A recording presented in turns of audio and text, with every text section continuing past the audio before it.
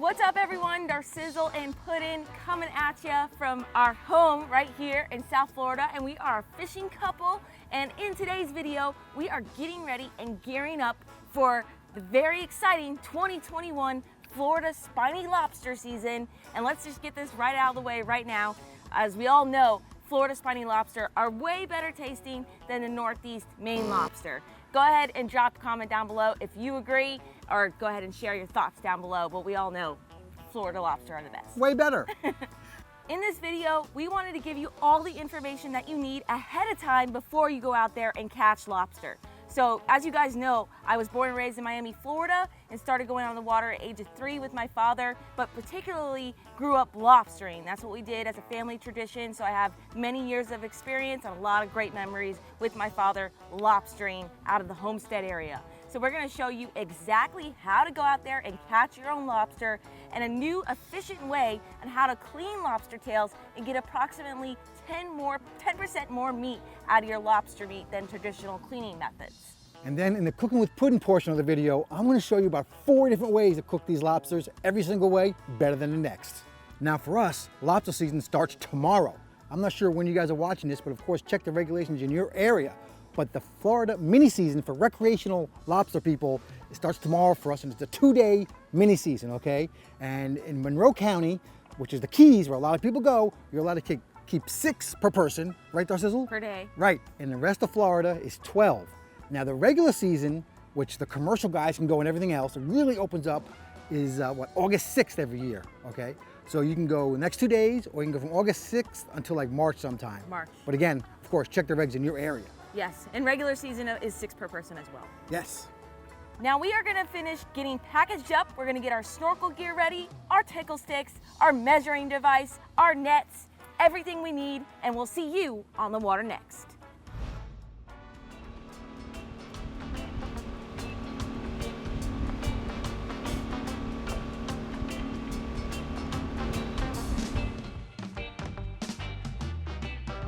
All right, y'all, we are in my home waters. This is where I grew up. It's it's just shocking to be here again without my family, but you know what? I'm gonna make them all proud right now, jump in the water and get some lobsters. They already caught some next to us. Let's go.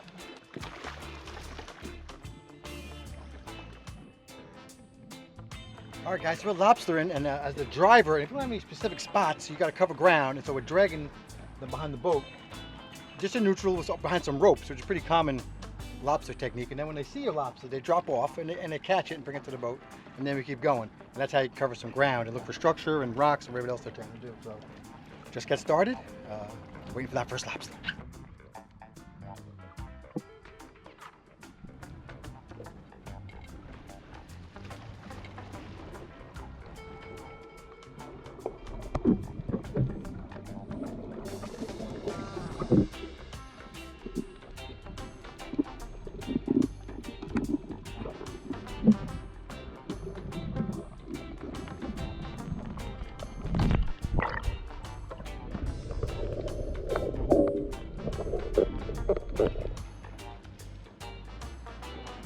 Oh my God, you're sitting on a huge hole. Oh my God, take it. All right, nice job, Sizzle. And then when Sizzle gets the lobster in the boat, I just double check on measuring it.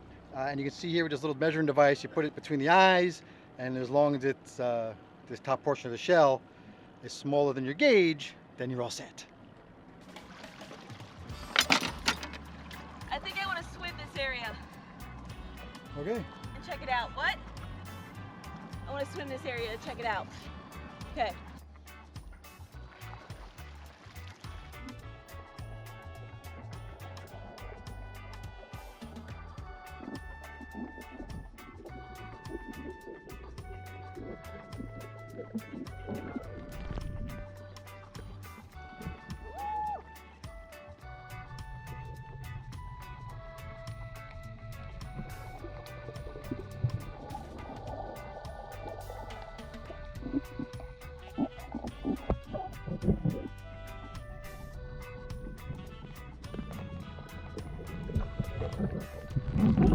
All right, y'all, I just got out of the water. I've been in the water a solid 2 hours looking for lobsters, and so far we have 3 out of 4. 3 out of 4.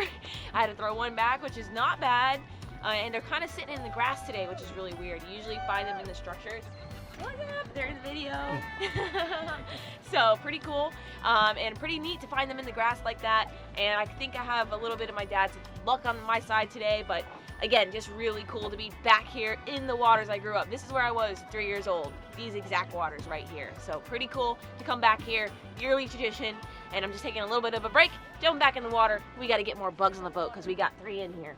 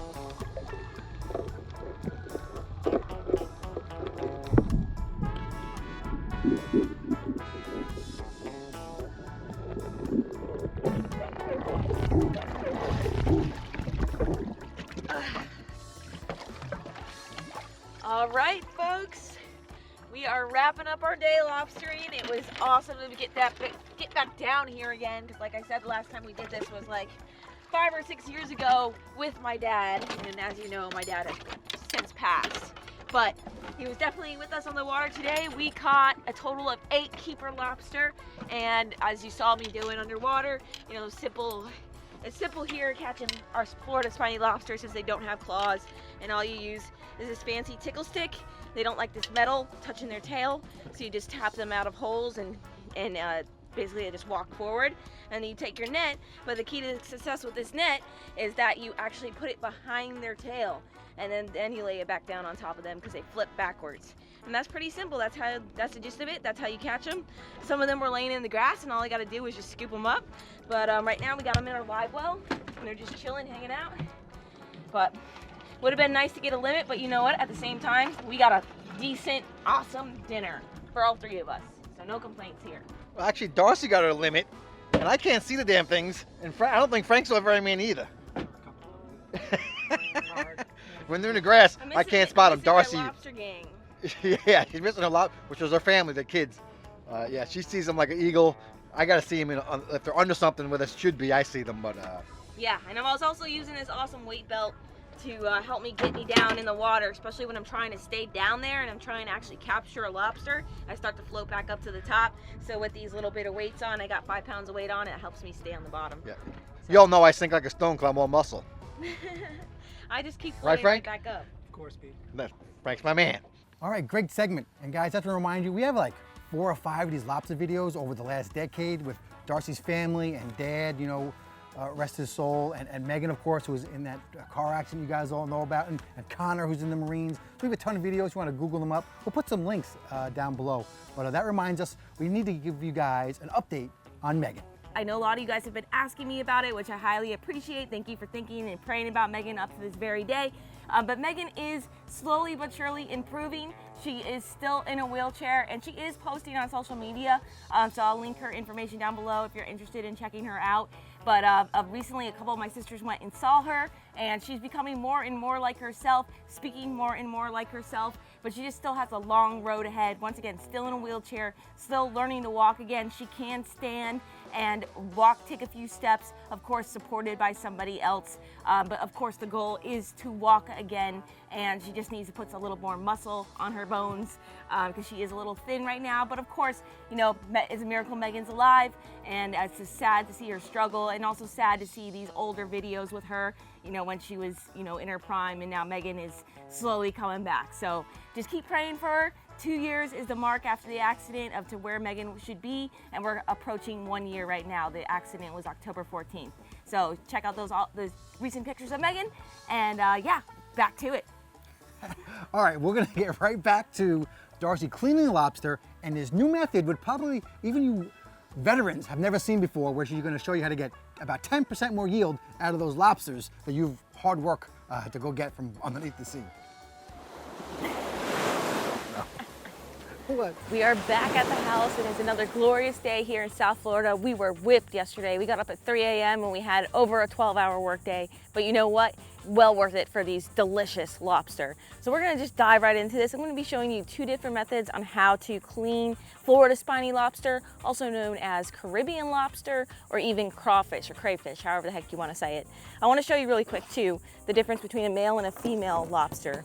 And right here in the tail section, what you eat, this is a female. This is how she carries her egg sacs. These little clasper things hold the eggs right here in her tail. And of course, you're not allowed to keep females with bearing eggs. This is a male. Male doesn't have those little claspers. So that's the difference between the two. Pretty cool. We'd always check that when we get home growing up to see how many girls and boy lobsters we caught. All right, so I'm gonna show you the 2 different methods, like I said, and one is gonna give us about 10% more yield on these.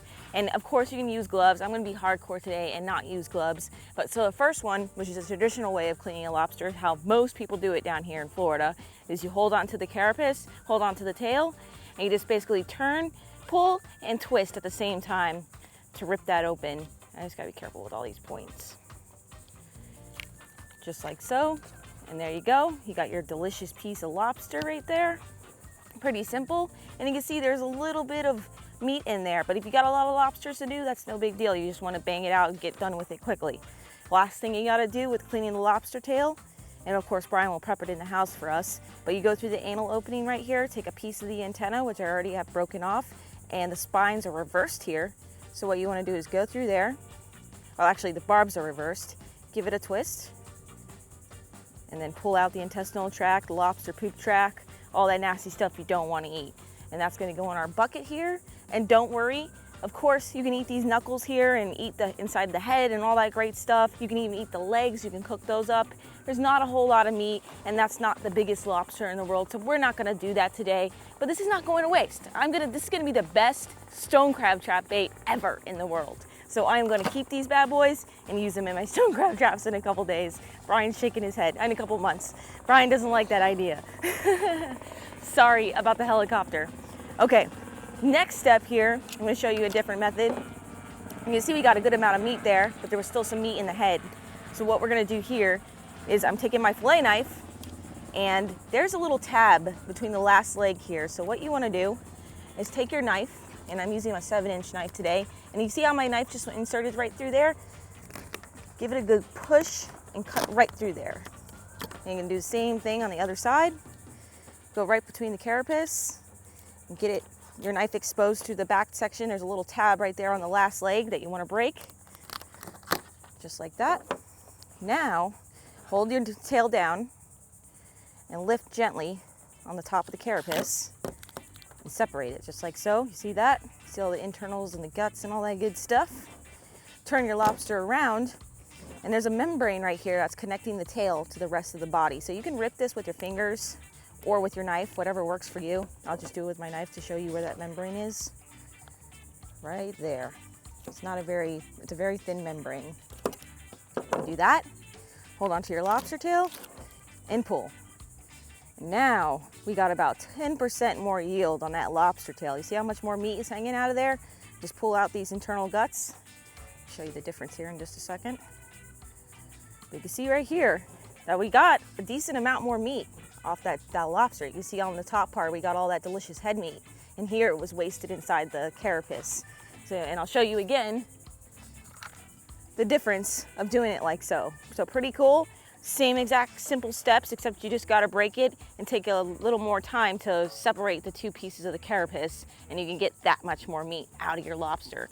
So pretty cool. Actually just learned that recently, and you can definitely see the difference. I mean, that's a difference, good difference of meat there. So just take your time with it and you know, get as much yield as possible out of that lobster. All right, so that is how you clean a Florida spiny lobster. And I'm gonna finish up the rest of these bad boys and then meet you in the house for the cooking with put-in portion of this video. And if you guys are interested in the knives I just used, I'm gonna link all that information down in the description below. You can save 15% on your purchase plus free shipping. Doesn't get much better than that. Nice job, Dusters, of cleaning those lobster tails. And welcome, guys, to another edition of Cooking with Puddin' Lobster Preview Edition. All right. Now, one thing we forgot to mention in the earlier parts of this video is where do you find the lobsters, right? That's always the point when you're fishing, right? Where are the fish, or where are the crabs, where are the lobsters, all right? Now, if you go out on mini season or the first day of regular season, you're gonna see the boats, all right? Just hike on over there and start snorkeling, okay? Don't get in anyone's way, of course, and there's gonna be a lot of people, so just have a little attitude of gratitude and a little patience and you'll be fine, okay? But you can snorkel for them. If you have scuba tanks, you can go even deeper, all right, of course, and you can use one of those air lung thingamajiggies, a diving bell. I don't even know what they call it right now, but Darcy did it once. It was totally awesome, all right? So you're gonna see the boats, all right? But this is something you're gonna wanna pre-fish for or pre-dive for. So you wanna go out there a little bit before regular season and go hit those shallow spots and just see where the lobsters are. This is a great thing for the family, second only, or maybe even better than scalloping, okay? You can get the family out there. So a lot of people think you have to go to the Keys. You do not. We've caught a lot of lobsters here in Palm Beach County. You can basically catch them, and maybe you can go further, I don't know, I'm just saying you can catch them from Stewart, Martin County, all the way around the Keys, of course, down to Key West. So we've caught them in Boynton, we've caught them in Palm Beach, you catch them in Hillsborough, you catch them in Fort Lauderdale, all these spots, okay? You know, any place you can snorkel, you know, obviously, you know, I don't know what your free diving capabilities are, but, you know, we catch them from 5 feet to maybe 20 feet, and just check out any sort of structure, ledges, shallow wrecks, and you're gonna see them. Even bridges and stuff down south, inshore, you can find them as well, all right? So let's get to the cooking. I've cooked these about 4 different ways, okay? The first year, I think we just boiled them. That's how we used to do it at home up in New York, right? You just throw the lobster in some boiling water, and they jump out, and then you throw them back in, and then after like 4 or 5 minutes, they're cooked, okay? So the tails, you know, they're smaller, so they don't take too long, and we don't do a ton of tails, so I can't tell you exactly, depends on the size, but you know, 4 or 5 minutes, okay? You throw them in there, take them out, cut them up, put some melted butter on there, and you are good to go. Very, very easy, okay? Another great way, on the barbecue. I got some B-roll here, and you can just cut them down the middle, open them up a little bit, throw them on the barbecue, put the butter on there, salt and pepper. Again, make sure you don't overcook them, of course, but you're gonna get a nice crunchy, you know, corners and nicks and nice texture like that on the barbecue, and it's absolutely delicious, okay? After that, like a couple years after, you know, we get a lot of lobster tails down here, you know, because you can catch them. That regular season is all the way till March, so you don't have to go August 6th or 7th. You can go, you know, almost any time, and after a month or so, you know, the lobsters start to move back in and such, all right? So you go out there, get some lobsters. We made some lobster bites, fried them up, put them in the pan. Totally delicious, nothing better than fried lobster bites. And you can also just broil them in your oven, just like you would on the barbecue, but broiled underneath on a pan in the oven. So any way is great, and just one way is better than the next. That's a wrap, guys. We hope you enjoyed this lobstering video. We sure did. Be sure to leave us a like, subscribe if you haven't already, and until my next adventure, follow your dreams and keep on catching. I spilled my butter. No!